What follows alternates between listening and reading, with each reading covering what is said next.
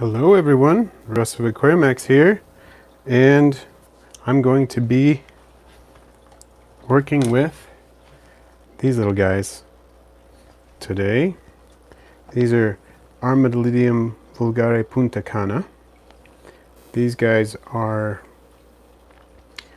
sometimes labeled as Armadillidium sordidum, but apparently that has been, that term doesn't apply to this locality. There is a species, Armadillidium sordidum, but this one is demonstrably Armadillidium vulgare. It's just from a particular area in the Dominican Republic known as Punta Cana. It's like the easternmost tip of the island of Hispaniola, upon which the country of the Dominican Republic is found. I think that's how it's, that's the best way to explain it.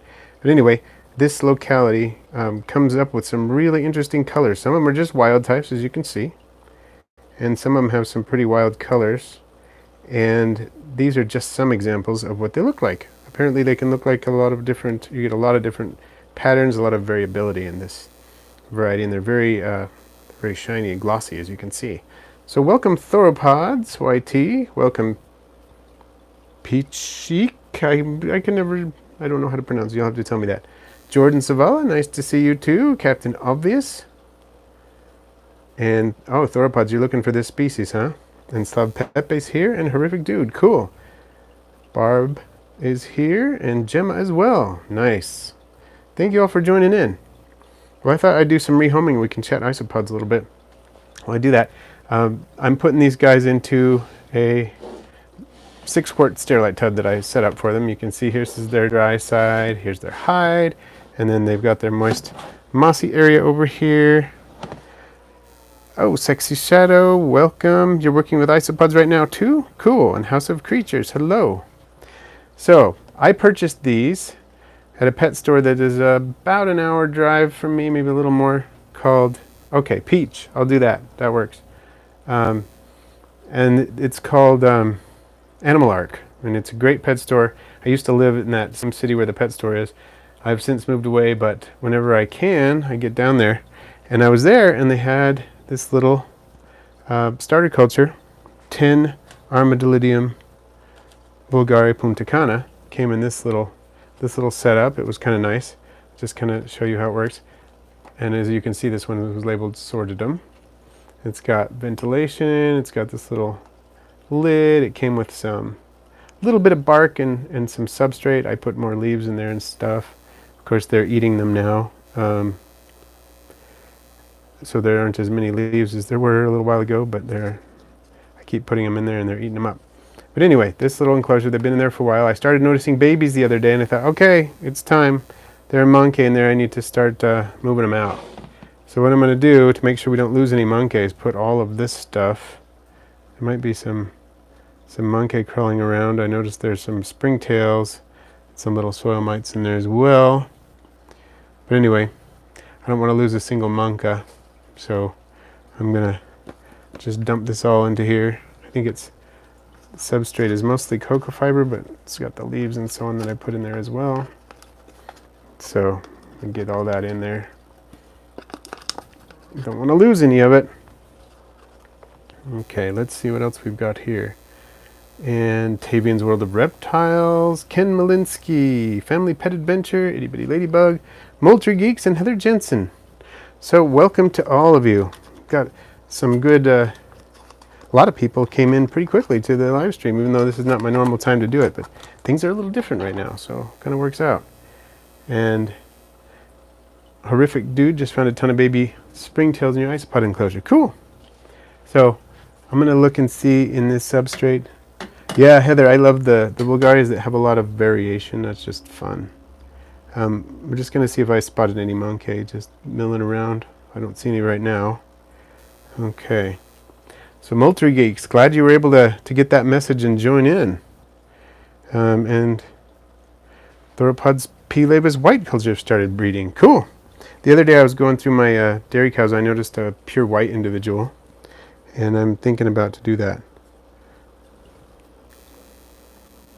Oh, cool. Well, I'm glad your phone gave you the notification, Family Pet Adventure. Novske, hello! Welcome! doing a little bit with the Armadillidium vulgare Punta Cana today. So, horrific dude, are eggs visible in isopod enclosures? Well, isopods don't lay eggs per se. They produce eggs that the females keep in a pouch on the underside of her body called the marsupium. Probably sounds familiar, huh? And that is how they do that. So you're not going to, I think I need to move this just to get focus a little bit better. Is that any better? You're not going to see eggs deposited around the enclosure, but you will see the females just releasing the monkey. Occasionally you'll catch that if you're lucky. Damien, welcome. And Moultrie geese, so many dairy cow juveniles that are going to need a larger enclosure. Yeah, they go crazy, don't they? I look at my enclosure and it's pretty big, and I'm thinking I'm going to need to upgrade it pretty soon. And I actually have I have dairy cows in 3 different enclosures, but my biggest one I'm going to need to redo. So let's release these kind of one at a time and get a look at that. Oh, that's not what I meant to do. Okay, Captain Obvious. Change your profile picture. Well, you have to do it through your Google account. I know that. It's been a while since I've done it, though. Rizzo's Exotics. Got a colony in Punta Cana. Saw a lot of babies today. Awesome. So I'm going to go ahead and just do these one at a time, if I can. If they will cooperate with me in doing that. Let's see. Cardboard Bear, hello. Yeah, it's interesting because it is the same species as Armadillidium vulgare, but in the Dominican Republic in the Punta Cana area, apparently there's a lot of variability there, which is pretty cool. I like that we get to see that. Let's see. Okay, Slav Pepe's got to go. I don't know how that goes. Well, thanks for joining in when you could. Barb, your dairy cows are doing the same thing as Moultrie geeks. Yep, they're crazy, but I love them. I think that's part of what I love about them, is that they're just so intense about everything. They reproduce intensely, they eat intensely, they move all the time, they don't ever seem to sleep. They're just living the crazy life. Whoop, I dropped that one. But I dropped it into the enclosure, so no harm done. Okay. Yeah, Novsky, the color variation is pretty crazy with these. That's one of the things I really like about them. Oh, you got your albino scabbers breeding. Cool. Good idea to remove the adult that you have babies. I don't think it really matters. You could go either way, I think. Isoviga tanks are nice too, but too small for heavy breeders like cows. The Isoviva tanks are nice, but too small for heavy breeders like cows. Yeah, once they get past a certain point, the colonies get to a certain point, you do need to kind of switch them out to something bigger if they're a crazy breeder like the dairy cows. That's true. My isopods are doing well, and I notice little nibbles on leaves. How can I tell which are females and males? Well, there are some structures on the underside of the isopods known as pleopods. I believe that's the right term. Pleopods, and they're mating structures. The males have those on the underside, and the females do not. They're a little bit difficult to look at because the isopods don't really want you messing around, turning them upside down and looking at them like that. They don't like it. So it's a little harder than you might think, but if you've got a camera and you've got someone, you can turn one over and get a couple of clear shots with the camera and then look at it later. You can figure it out. It's one way to do it. So the pleopods are there on the lower end of the body, the terminal end of the body. You can see these pleopod structures in the males, and in the females you can't. But it is pretty difficult. Of course, if you see one with a pouch, a marsupium, then you know it's a female if it's got babies in it, and that's one way to do it.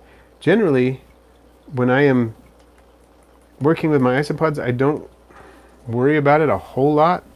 I just make sure I get enough of them, because if you get half a dozen, you have a really good chance of getting at least one male and one female. And if you get more than that, which most starter colonies, starting out with 10 or 12 or more, you can do it. It works. You're going to end up with a pair at least. So that kind of works. For me, that's what I usually do, so I don't have to deal with that, honestly, just because it's kind of a pain to have to look. But that's how you tell. Water bottle. Do you have vulgare Santa Lucia? I don't have that one yet. They remind me of Punta Cana. They're pretty cool. I like them, but I don't have that. I don't have that morph at this point, or this locality, I guess I could say. And Umar Farouk, thank you. And thank you again, Slav Pepe, for joining in. And Ken for the like spike request. Awesome. Thank you, Barb. So, Fishy Boy, hi. Welcome. Do you have any wild-caught colonies? I do. You want to take a look at some of my wild-caught colonies? Here, now that these guys are kind of calming down and settling in, I can show you a couple of wild-caught colonies while we talk. Sorry about the blank white screen. It'll just be there for a minute, and I'll bring you something that's wild-caught. Let's see. I mean, they're not wild-caught in the terms that the ones that I have in them now are not wild-caught, but the ancestors of the colony were wild-caught. Like, I either caught them myself or I got them from someone who caught them wild. Let's see. I can show you at least some of them. Got 3 of them right here. Trying to carry them over without tripping over my mic cord. So, yeah. Here is one. And I caught I don't remember the day. Like, it's been years since I caught the originals in the wild, but let's take a look. So what would you recommend as a slower breeding species? Slower breeding. Let me take a look at my shelves here for just a second. Porcelia laevis orange breed a lot slower than Porcelia laevis dairy cow, but they're still kind of fast. In my experience so far, Armadillidium gestroi takes a while to breed. Same with Porcelia magnificus. Once Armadillidium klugi get going, they're pretty fast, but it took them a while. Looking around here. Any of the Spanish Porcelias, except for like Ornatus, tend to be somewhat slower than some of the others. Let's see. Yeah, so large Planus Porcelia like Hoffman's egg eye and Magnificus are not super fast breeders. They tend to be kind of seasonal about it. And so far, Armadillidium gestroi, Armadillidium klugi are a little bit slower than some of my others. So hopefully that helps. Okay, and I love all of those. Armadillidium gestroi is one of my favorites. So let's take a look at this. Let's see what we can see. This is my wild-caught... no, this is not it. This is it? Hold on. Oh no, this is it. This is it. This is my Armadillidium high yellow colony. Sorry, I got confused for a second. You can see there are some individuals that are wild types and some that have some really interesting patterning, almost looking like the Punta Cana, sort of. Not exactly, but a little bit like them. Let's see if I can pull up some other ones here. See what I mean? So this is Armadillidium vulgare, but it's a high yellow variety that I've been working on breeding for a number of years. Collected the individual ones in a canyon near my house.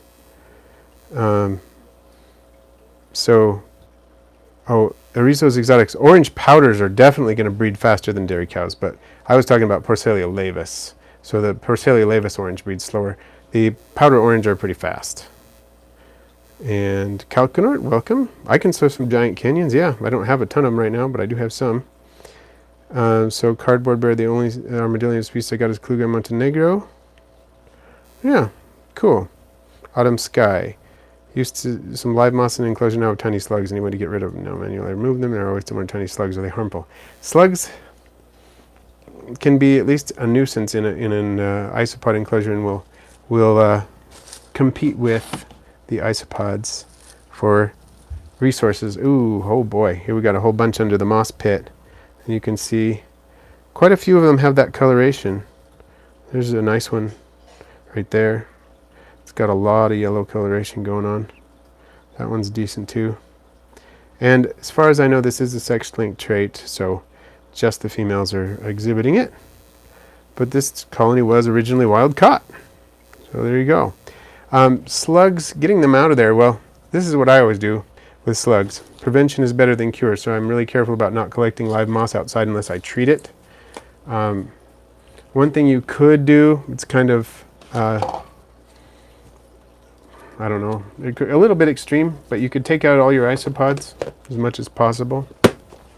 And you could use a little bit of dry ice to fill the container with carbon dioxide, and that would gas out the slugs. If you could make it do that for about 48 hours, I mean 24 hours or even just overnight, it would kill off everything else too in there. So you'd have to take your isopods out first, of course. This is Silisticus convexus. I collected, half a dozen of these in my backyard. I don't know, maybe 3 years ago, and the colony's doing pretty well. I've sold quite a few of these. A school teacher came to my house once saying, I need 100 isopods for this class thing, and I had some of these and some others, and I think 75 of the isopods that I sold him were these. At the time, they didn't care what kind they were. That was not too long after I got the colony started. Also, not too long ago, I found some of these in my, my powder white enclosure, which was kind of funny.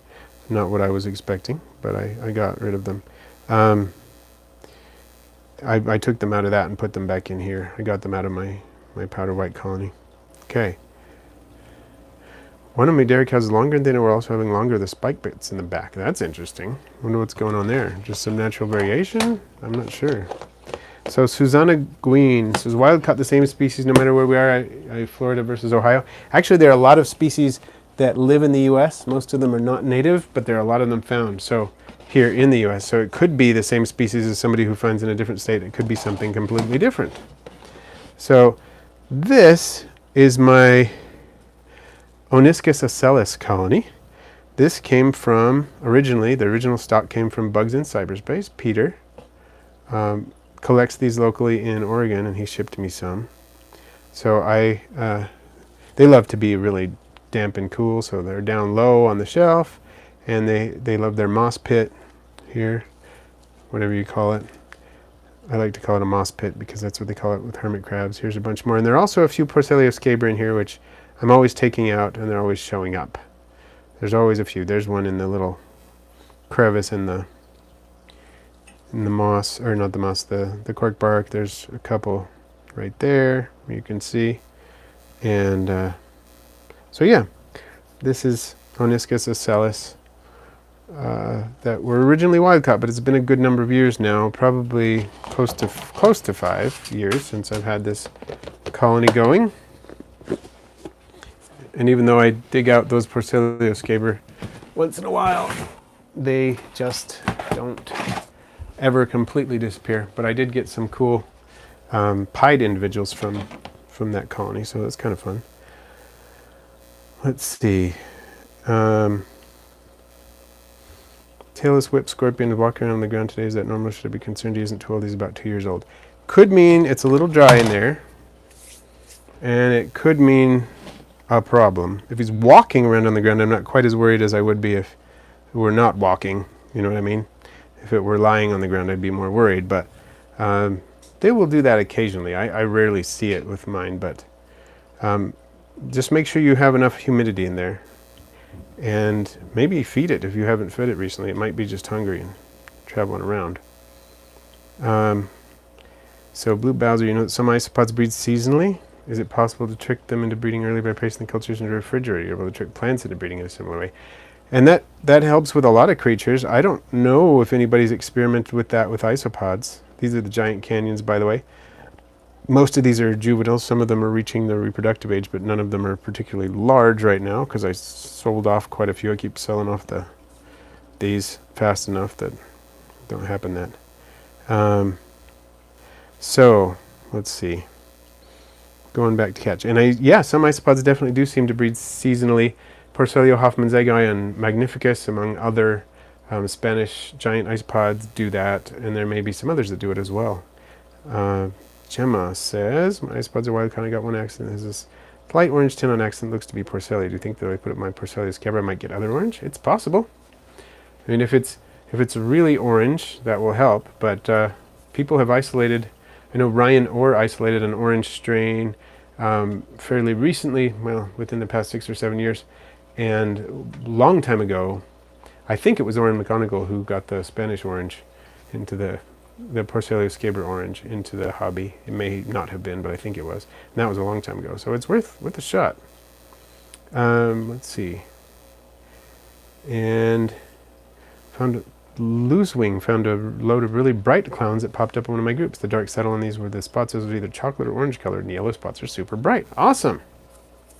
That sounds really cool. You know, my clowns have thrown some interesting specimens too. I have some with really big white spots, just white, no, not yellow, but really big. I don't know if I can see any right now, but let's take a look. They're going to run away really fast, of course, because they're clowns and they do that. But let's see what we can see. Who knows? See if we can catch some of them. Oh, there's one with the big spots. But this one has yellow. I haven't seen that. It just happened to obligingly be right there in the middle of the shot. That's pretty cool. It has fairly big spots compared to most of the others. And some of these on this one are yellow, which I have not seen before. There's probably some more down in here that are exhibiting the large spots. But they're all hiding now, of course. But anyway, you got to see that one for a second, and that was cool. I like that. That was very obliging of you. Thank you for doing that, Isopod. Okay, clicking along. Is it okay to have different species together? Well, whenever anybody asks that, I just bring up the mutual exclusion principle, which is that no two species cannot occupy the same niche for an indefinite period of time. I mean, for a definite, well, no, that's not the right word I'm looking for. Say, two species cannot occupy the same niche at the same time indefinitely. There you go. One of them will eventually outcompete the other. That's almost always true with isopods, and I have experimented with that a little bit. And I know other people have too, and it does depend on the size of the enclosure you have them in, the richness of the ecosystem. So if they can find, they can resource partition, they can kind of divide and conquer, then it can work. But in general, it's not a permanent thing. It can last for a year and a half, and then suddenly not work. That has been my experience. So Heather Jensen's looking for some deep gray individuals. You haven't found vulgare in Iowa. That's interesting. Vulgare is about all I find around here. Not all, but I haven't seen Silisticus convexus for a few years around the place. The only ones I ever found on my property are just vulgare. I have to go somewhere else to find the others. So peach, my wild-caught have yellow dots along sides and middle as well as pale orange species. Do you ever take photo submissions? I do.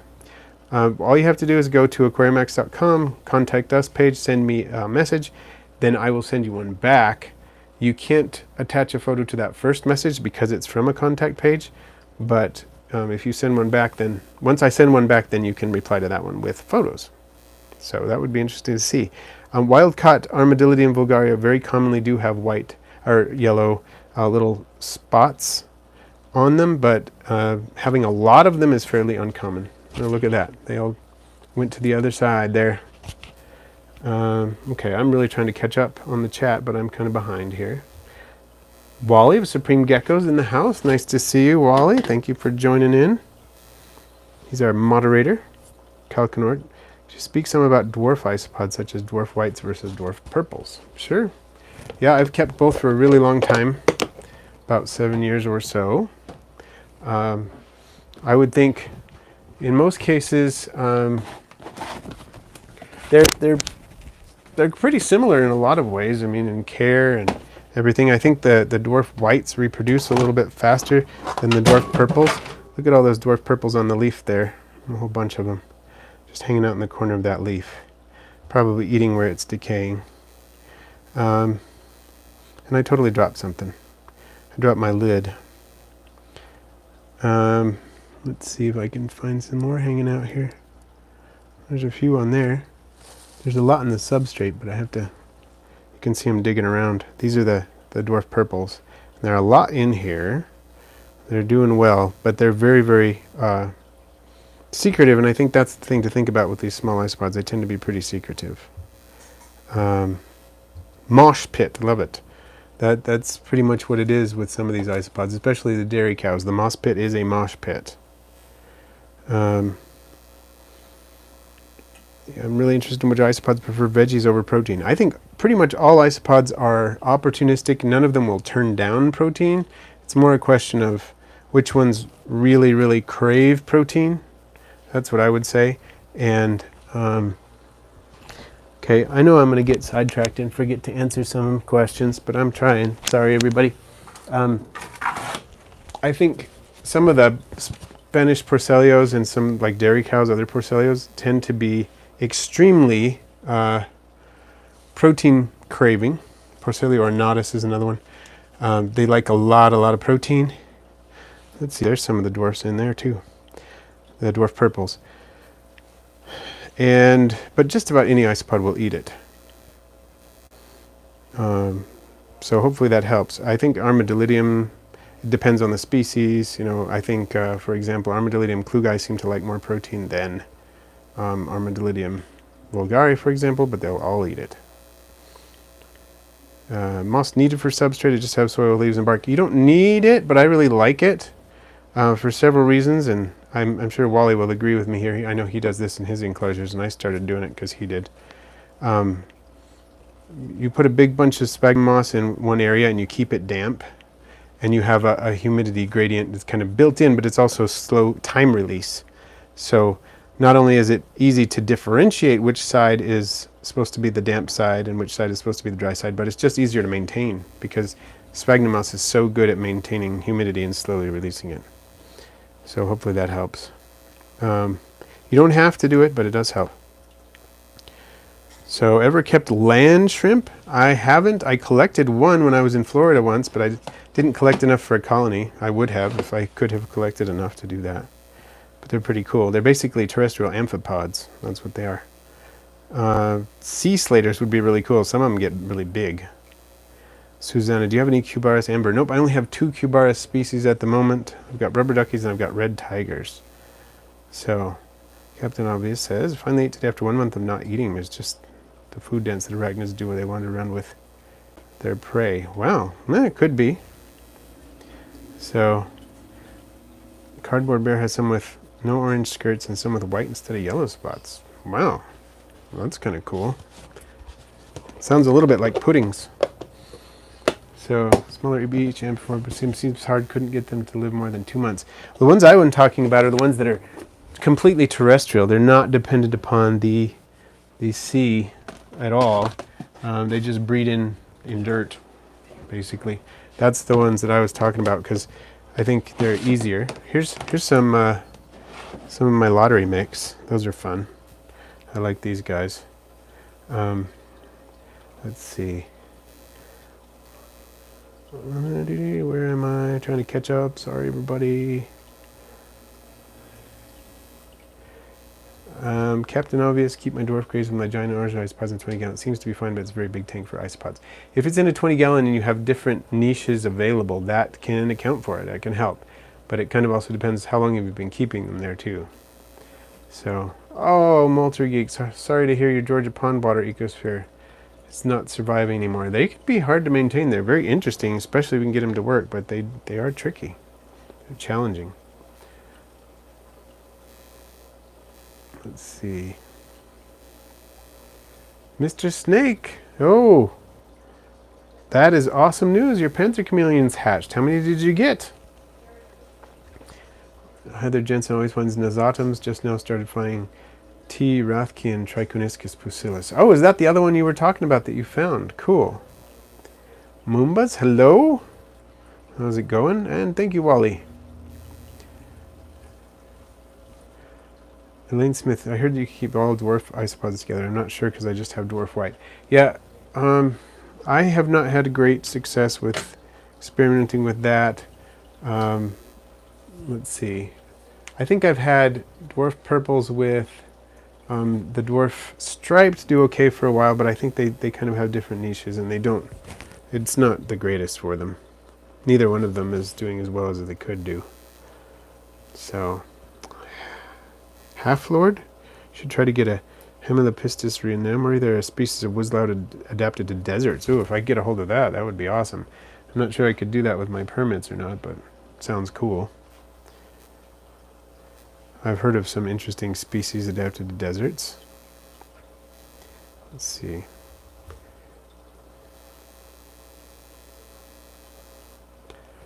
Yeah, so Gemma, you can send me some photos too, and I'll do what I can. That's a fairly common thing for me to do. People ask me to identify. You can also contact me on Instagram. Just Aquarimax Pets on Instagram and send me pictures that way too. I'm trying to get used to that because Instagram's a fairly new thing for me, so that doesn't occur to me right away that people can do that. Blue Bowser, shouldn't get them to... Oh, sea slaters. I think some of them do require salt waters. And Molturgees. 9 months isn't bad though, because you're dealing with a lot of different things in a very small space, so that's really not bad. Although I am sorry it died. Make more millipede videos. I will. I've actually got some coming soon. Some more millipedes coming soon. I just got my permit for some of the isopods or millipedes, so I'm excited about that. I can't sell them with the permit I have, but I can receive them legally. So just for educational use at the moment. I may expand to selling them at some point, but right now at least I can maintain my collection and make more videos about them and stuff. Let's see. Mr. Snake has 26 so far and 41 eggs. Nice. And I agree, Wally. They're underrated and fun. I think what I have in here is, of course, wild types. I've got some Dalmatians. I've got Calico Dalmatians. I've got Orange Dalmatians. I've got Calicos, and I think I have a couple of Ghosts too. And I may have left a couple of those out. No, I've got oranges too. I didn't say that. I've got oranges as well. So there's some fun ones in here. It's pretty cool.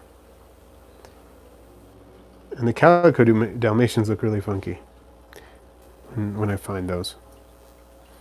Okay, let's see. What do we got?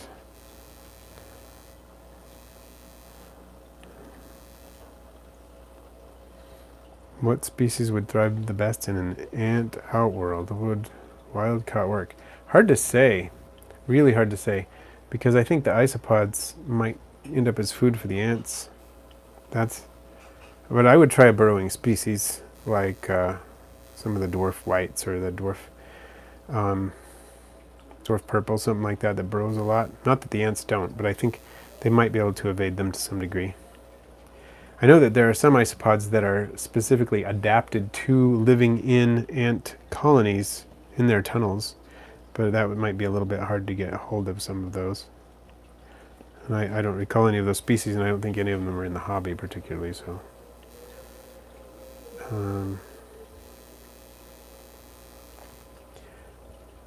Oh, Moombas, yeah, I'm sending you some isopods. I just sent you some isopods, right?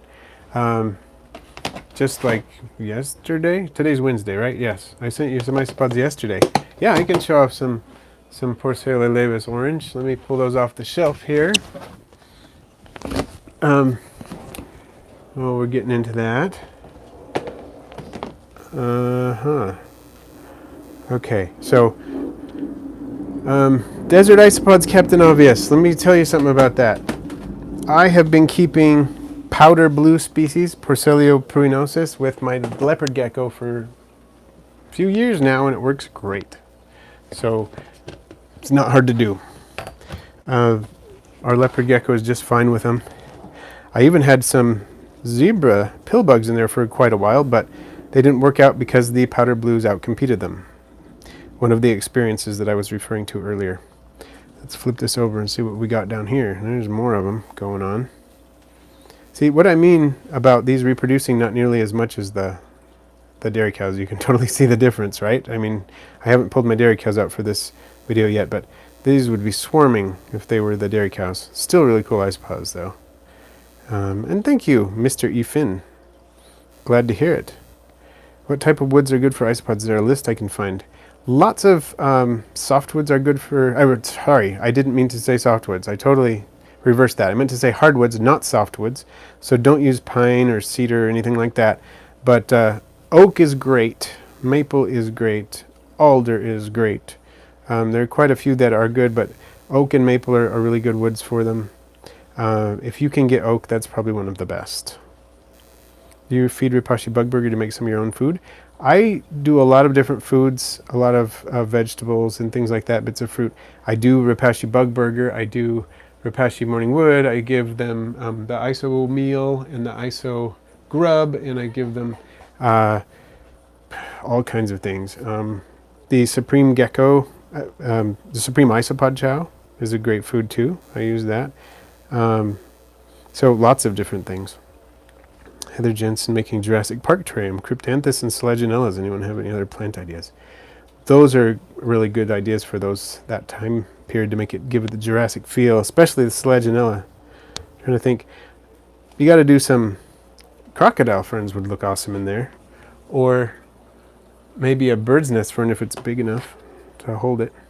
So there you go, Moombas. Got you some of those guys. Let's see. And I have tried the bug burger both ways, and my isopods eat it up no matter what I do with it. It can be powder, it can be cooked, it can be whatever. So here, let's take a look at the Magnificus for a minute. You can see my Iso Viva enclosure. I moved it temporarily there because I've been filming, so I got a whole ton of stuff on my shelf. Check this out, this moth. This moth is called Pyralis farinalis, and it is a moth that lives on the same things that isopods live on, basically. They can, anyway, live on the same things. And I have found that my jumping spider loves to eat them. So that's pretty cool. Okay, this is my Porcellio magnificus enclosure. Since we're talking about orange isopods, let's take a peek. Here's just some babies. Not babies, but juveniles anyway. Not anywhere near reproductive age yet. Let's see. Trying to catch up. Oh, golden orb weavers. I'm not sure about that one. And thank you, Wally, for getting a like spike going. We got 35 watchers, 35 likes. Love it. And I would love to do a video on pill millipedes, but I don't have access to any. But if I do get access to any at some point, I'd probably have to get a permit separately for those. I will definitely make a video if I can. I'm just not sure I'll ever get to that point because it is hard to get pill millipedes. I don't think any naturally occur in my area. There's some more under this piece of cork bark there. Let's see. Can we see the diamond diadema? Yeah, let's do it. Why not? I'm going to put my little... There's a ton of these in here. I don't know if any are in the mosh pit. Not a couple. Not too many. But a ton of babies in here. Few adults. But they seem to be producing. They seem to have produced well. Let me get my diamond diadema out just now. Okay? It'll take me a second. I should have just let you check stuff out. Okay, you probably can't fit a bird's nest fern if it's only a 10-gallon. That's true. Maybe I want to see the centipede. The centipede is brood-mating right now, so I would have to dig her up, and that would be slightly impolite, unfortunately, because that would be cool. Let's see. I think she just ate the other day. Where'd she go? Whoa, she's like lightning.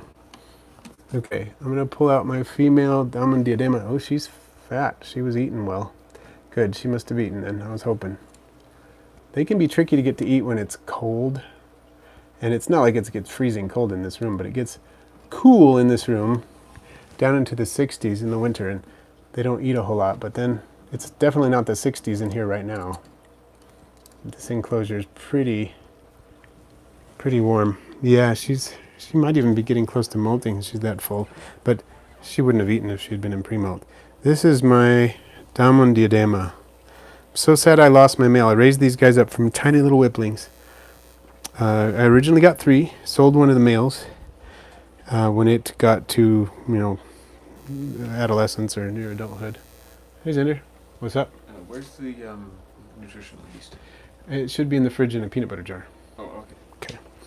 So this is my female. Still have her. She's doing pretty well still, I think. But I need to get her mate now. I do know of a local source who I can get a male from, so I need to get there. It's about an hour, hour and a half. No, it's probably only about an hour away from where I am. Let's see.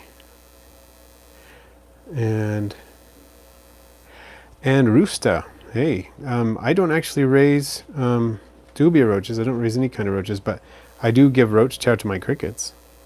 And thank you, Elaine Smith. That's awesome. And happy whichever one you celebrate to you as well.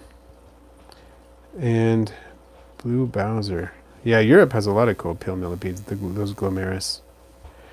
And yeah, I'm actually thinking I might culture these moths, the Pyralis farinalis moths, for my jumping spider in the winter, because he actually prefers the moths to flies, and or mealworms or crickets or anything. And it might not be a bad way to go. Yeah, I try not to irritate centipedes. And my daughter does have an axolotl. I actually made some videos about it. That axolotl is probably in, I don't know, 4 or 5 different videos on the channel. They're just older videos. I think the most recent one it's in is the 15,000 subscriber video. There's actually 2 different axolotls depicted. In the really old videos, we had a different one. So, thank you, everyone. So, David Miner, actually, when they whip, she's constantly whipping, but it's just soft whipping. Like, she'll touch you with the little antenniform legs, but it doesn't feel like anything, hardly at all. You can barely feel it, if you can feel it at all. And so she doesn't cause any harm with that. She's never done anything to harm me. So any new bug species plans for this year? You already have a ton. Love the vids. Thank you, Natalia. Well, yeah. I'm not going to try to, I'm going to try to preserve the thunder, so to speak, for some bugs I'm working on getting a hold of. But I do have some plans. So yes. Let's see. So the female and male were about the same size when he passed away, which wasn't all that long ago. It was like, I don't know, 4 months ago or something. So yeah, they can get bigger. They just keep growing. They don't have a terminal mold. And dubia roach is a cleanup crew. I've heard of people using isopods as a cleanup crew for dubia roaches, but I haven't heard the other way around. So do I like crickets more than roaches for feeder insects, and why? Well, I don't really like them more. It's just that my wife has very clearly requested that I not have any kind of roaches, and I respect that. And that's the only reason I don't have roaches. If she was fine with roaches, I would have at least a colony of dubia roaches and possibly some others, because they just tend to be easier than crickets. So that's my only reason that I have feeder crickets, is because I have lots of things that eat that sort of feeder, and I can't have roaches. Mr. Efin, do you still have the Spirostreptus millipedes? I do. Should we check those out? Let me put this lady back into her enclosure, and I'm going to take out the Spirostreptus millipedes. I need to actually, well, it's getting a little bit later. But okay, I'm okay with a longer stream. If you're okay with a longer stream, hopefully everybody's okay with a longer stream. So, there we go. This is my Spirostreptus enclosure. Let's see who's at the surface. I can't really dig in there. Oh, I just bumped the light. Turned it off. Okay, oh, there's one of them at the surface. I think that's probably my mature male. I'm just going to lift up a couple things and see if there's some under there without digging. There's another one. I don't know if you can see it. I'm going to move it over here, right there. Like I said, I don't want to dig in here, but I don't think it's a problem to lift up stuff and then move them around, but digging is not cool. So you can see I got these babies from Mickey M. The one on the right is a baby I got from Mickey M a long time ago. It was a tiny baby at the time, and now it is approaching adult size. So let's see. I'm pretty excited. I think I should be getting some babies soon. You can see there's some, I just added some eggshell, and there's some stuff on there. That's what that is. So that's not mold on the wood. It's eggshell that I poured there.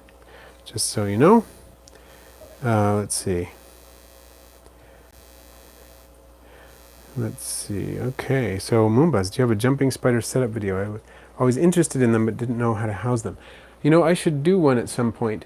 My favorite type of housing that I use for them is from Big Fat Fids. Big Fat Fids, PHIDS. He actually lives in the same city that I live in, the guy who has the bigfatfids.com website. And so we've gotten together, and we're actually going to do a collaboration video at some point. And so I'll go into the detail more about that. We're obviously not going to do it during this COVID-19 issue, but we are going to do that. But basically, if you go to bigfatfids.com, he's got some really cool enclosures. They have ventilation built in. And the cool thing is that when you open it, you're not going to disturb their hammock, because they have a little hammock up that usually they create with their webs up near the top of the enclosure. And because of the way the enclosure opens, it doesn't disturb that. It has really good ventilation. So the spiders just thrive in them. They're awesome enclosures, and he does really well selling those. He also sells food. He also sells spiders. He's got the whole business. So I would definitely look him up. Look up Brandon at bigfatfids.com. He'll help you out. Tell him I sent you. If you tell him Russ sent you, he'll be happy, I think. So, Captain Obvious, my jumping spider's the same. I tried giving her blue butterflies or soldier fly, but never take them. Put in a wax moth and she's straight on it. Yeah, mine loves wax moths too, so I go to the pet store and pick up the wax moths. They're a little meatier than the Pyralis farinalis moths, which are also called meal moths, by the way. They're in slow motion today, but that's kind of fun. So are the whiptails delicate? You have to handle them very carefully? Yeah, kind of carefully. I would say they're slightly delicate. The whips can break, and they will regrow them. But yeah, they're a little delicate, I guess. And professional me, I couldn't agree more. That happy wife, happy life, that's the way to try to do it. So, whoa, that's cool, Blue Bowser. You had your own mutation of desert hoppers. That's pretty cool. So Mickey M doesn't have a shop, I don't think, that I know of, but she'll sell things on arachnoboards.com sometimes. I think that might be a good way to get in touch with her, is just look her up on arachnoboards. I've let's see, I'm trying to think what else I've gotten from her. I think I'm not remembering right now, but we've traded things and stuff like that. She actually just purchased a whole bunch of isopods from me, and she got her original morning geckos from me. So she sent me when they first laid eggs, she sent me a message about that. It was pretty cool. So, okay, excuse me, I got a cough for a second.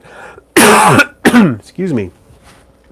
Would you say millipedes are difficult? I'm always debating whether I should get some, but I never know. I think it's mainly due to not knowing about whether they can go in bioactive vivariums.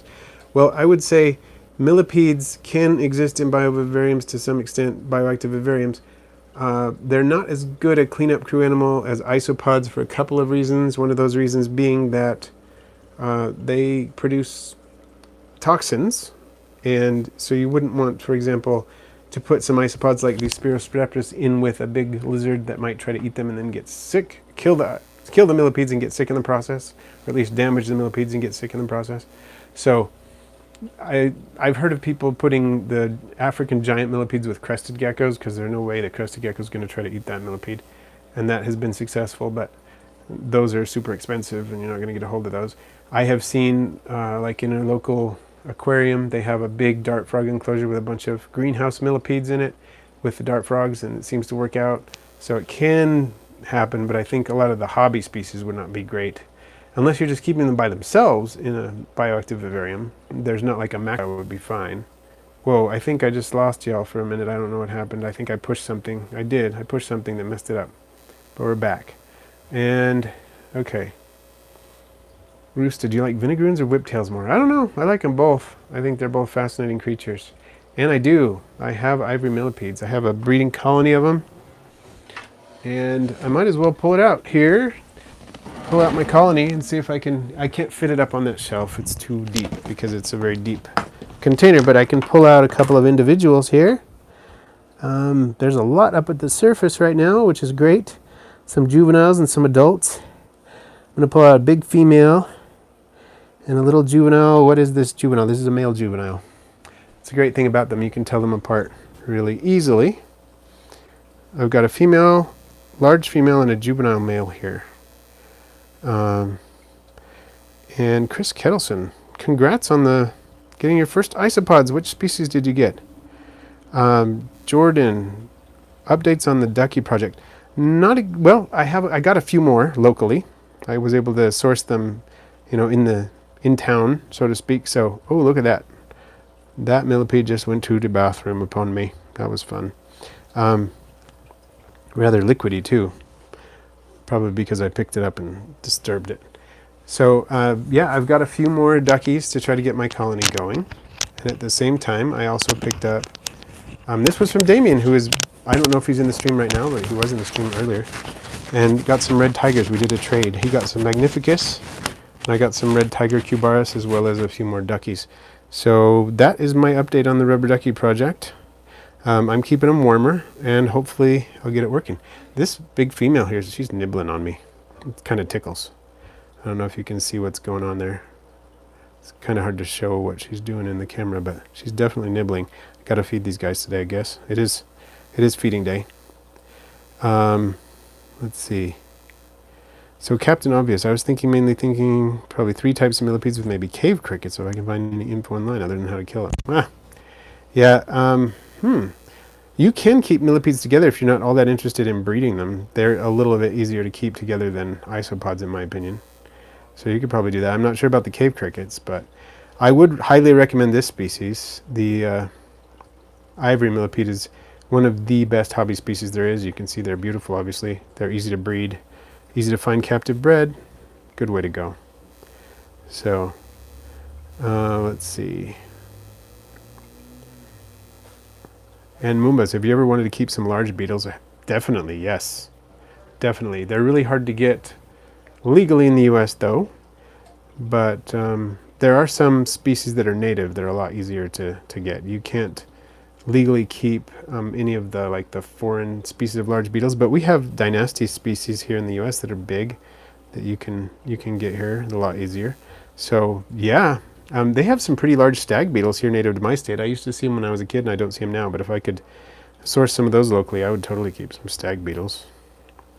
And Chris Kettleson. Oh, you have excellent taste. Lavis is one of my favorite species. I have milkback and orange and dairy cow of that species. I love them all. They're awesome. Okay. Let's see. Did you notice Peter had purple ivories but now has orange ivories listed on his site? I have noticed he's doing some different things with different localities of ivories, which is cool. I seem to have 2 different morphs in my bin. I've got this one, and then let me show you what else I've got here. If I can pull out. They're both nibbling on me. It's kind of funny. These are the 2 morphs that I've got. This is another big old female. Whoa! She's upset. She did not want me to pick her up. So she's flipping around like crazy. Let me see. I don't think I've ever gotten that reaction from an ivory millipede. But she's moving so fast it might be kind of hard to see. But she's a lot darker. Has much narrower light bands as opposed to this one. You can see this one has a lot more dark bands. Oh! No, dropped her, but she looks okay. Landed on a soft carpet, which is good. She was really going crazy. Sorry there, little one. I don't know why she's going so crazy. Yeah. And Gemma, you're going to order some isopods from me in this summer. Cool. Dalmatians or dairy cows? Well, let me give you my honest opinion. Dairy cows, 100%. Dalmatians are cool. Don't get me wrong. They're cool. But the dairy cows are so much more entertaining to watch. I mean, they're going to breed. They're going to be bigger and stuff, but they are so much more fun. So that's what I would suggest. Okay. So Natalia, which species that you own would be most worried, disgusted, bothered to find escaping alone and walking around? I found one of my superworm beetles in my living room the other day. I'm like, gasp. Okay, to find wandering around, disturbed. I don't think I would be disgusted by anything finding it, but sorry, just pulled my microphone. That as it hit the ground. I'm going to try to reattach it to myself. I would probably be most worried if my centipede got out. Not because it's a particularly dangerous centipede, but because it is, it would probably die if it got out. And if someone stepped on it or something, it would probably kill it, but it would desiccate pretty fast, but it would also potentially be able to bite someone, and it would not be fun. It wouldn't be deadly, but it wouldn't be fun either. So that would probably be that one. Never had a centipede escape though. Okay, well, it might work, Captain Obvious. But definitely with the, I think the bumblebee millipedes would outcompete the other ones eventually because they breed so fast. You may have both types, Heather, because the ones I just showed you were both females. So yeah, I think there's something else going on there. And I agree, Ken. Dairy cows have got to be one of the best first isopods. And thanks for joining in, Horrific Dude. Mr. E. Finn, I don't have any of those now. I have kept scarlet millipedes in the past, but here's another illustration of the mutual exclusion principle. When I was in Florida, I was in Miami Beach once, was there for a conference my wife was doing, but I was along for fun with my cousin and his wife because my wife and his wife were together at the conference, but we were just having fun flipping rocks and going to the beach and that kind of stuff. Anyway, I found some scarlet millipedes. I think I collected like, I don't know, a dozen scarlet millipedes and about 4 bumblebee millipedes and put them together. And generations later, the bumblebee millipedes had taken over. Okay, well, Heather, Mickey does pop in on the stream sometimes. Maybe she'll see this and she'll get in touch with you. I'm not sure. Hopefully something like that could happen. That'd be cool. But yeah, the mailboxes get really full on arachnoboards really fast. Mine is always full, it seems like. I try to empty it, but... well, we went through quite a few different species today, didn't we? It's quite a few species. So I'm glad that you joined in the stream. Look forward to my next video. I think my next video is going to be the last installment in my Isopod macro tour because I've got another 14 or so different types that I need to show you that I haven't shown you yet in the Isopod macro tour. So I'm looking forward to that. Probably going to be filming that today. So thanks again for joining. Time for me to go eat dinner, but I love that calcanort. I've heard a few other people say that, and I love it. So pretty awesome. Everybody have a great day. Stay safe, stay healthy.